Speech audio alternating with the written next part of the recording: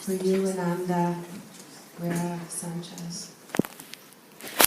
Thank you for coming to join us, to join the family, the parents, Mom, Louisa Sanchez, and Dad, Bernard, Wera, and with Veronica, and with Brother Eric, with Sayata. Grandmother Chipita is not here today. And all the family members on both sides of the family that can't be with us here today in body, but are here with us in spirit, to send Ananda on his final journey home. One of the greatest moments in someone's life is in their death.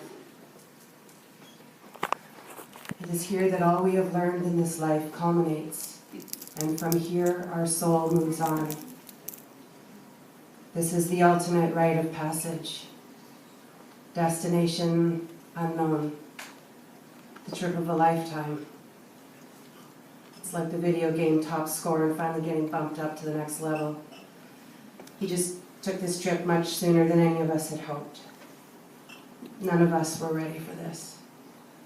Life unfolds in its mysterious ways, whether our hands are dealt to us or we choose the cards of our life. What is certain is that we will learn and grow, stumble and fall, and live and love, and one day our body will die.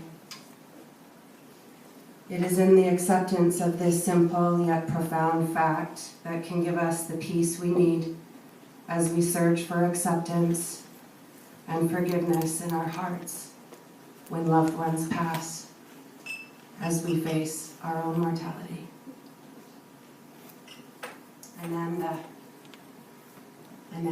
Wera-Sanchez. Born July 21st, 1989, 28 years young. Just take a moment of silence to remember Ananda and feel his essence in this moment. Breathe in and see him. And breathe out. His name means divine bliss. Take the hands of those beside you for a moment while I play a verse of this song and imagine the clarity of vision that may come with crossing over.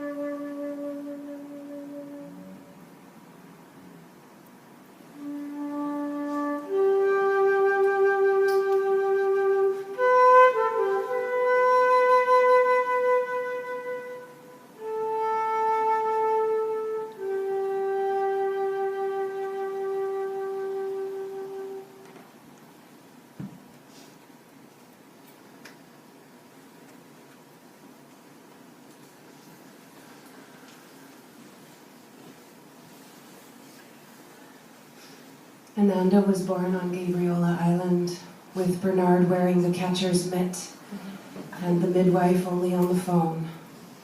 Of course, we know who was in the driver's seat. Mama Bear. What a joyous and proud parents they were. Just over a year later, Eric was born and 2 baby boys moved with Mom and Dad to Kitsilano. I met the family in 1992 when Ananda was about 3. Those were exciting years in the Wera-Sanchez households, including Uncle Guy's house, of course. busy with roommates and friends and constant food being made and shared and music. Oh, the music. Drums and guitars, song and dance were a daily happening there. The discussions and rants and happenings from the mix of friends were prime teaching grounds for an anarchist in the making. The highly intellectual, acutely aware, and environmentally conscious discussions with the likes of Changa, Uman, Anatosh, Pedro, Forrest, and Martin, and many, many more. This was an ongoing source of higher education for both boys, which prompted two highly intelligent men with their own convictions. Well, Ananda, most of these masters are now ready to receive you as you enter the spirit world, so you will be in good company, brother. Ananda grew tall and lean with caramel skin and a handsome face. And believe it or not, as a child, he was always refined about his appearance. Shirts buttoned up and tucked in and clean and hair combed, and he loved to be on time. Just saying. Yeah, that look on his face like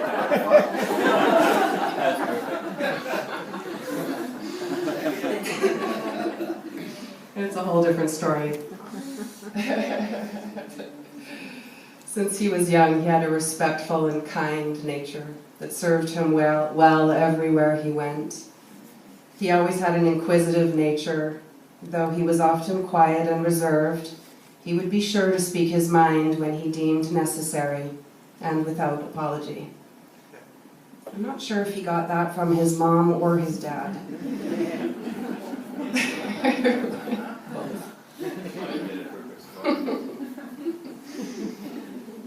I'm sure anyone who knew him would confirm that this likely got him into trouble a time or two. He forged through school, and when he decided he'd had enough, he became a nomadic traveler. He created community across the land, and in such short time he touched the lives of many, living with a helpful hand and pearls of wisdom wherever he went. What are some of the things we've learned from Ananda? To speak your mind, to speak your heart, to be free, live free, be a free spirit, be fearless, not to take shit, to stand up for those you love, how to be strong, how to ask for help, how to opt out of the system, to follow your heart, how to see that people have many sides and motivations despite how they may appear. A higher teaching he has given all of us is that our choices have consequences that each of us needs to weigh out, the mental, emotional, physical, and spiritual balance in our lives to make the best choices moving forward daily. This is indeed a chaotic time to be living on Earth. Many stressors affecting us all. Finding coping mechanisms to deal with grief and loss and suffering is vital now for our own health and spiritual growth. Coming together as a community is a big part of this. Keeping ongoing touch with each other as we suffer these losses. Now as we grieve, let us all know we are not alone. When we are all holding hands in this, we know we are all in this together. And as life ebbs and flows, for it will, it is inevitable, we can remind each other what we have learned along the way.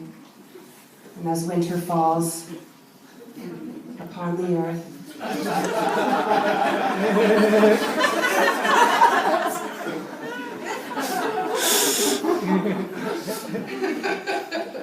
we also know the sun will rise again in the spring, as above, so below.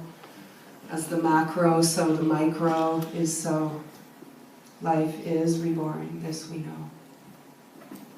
All of which is born shall die, and the timing remains the inspirer for each of us to make the most of our lives. It is so easy for us to fall into the illusion of loss, as it appears in absence of form. But just beyond the veils, spirit and energy live on, just as water lives on as it recycles around over the millennium. Mary Elizabeth Fry said it beautifully in this poem.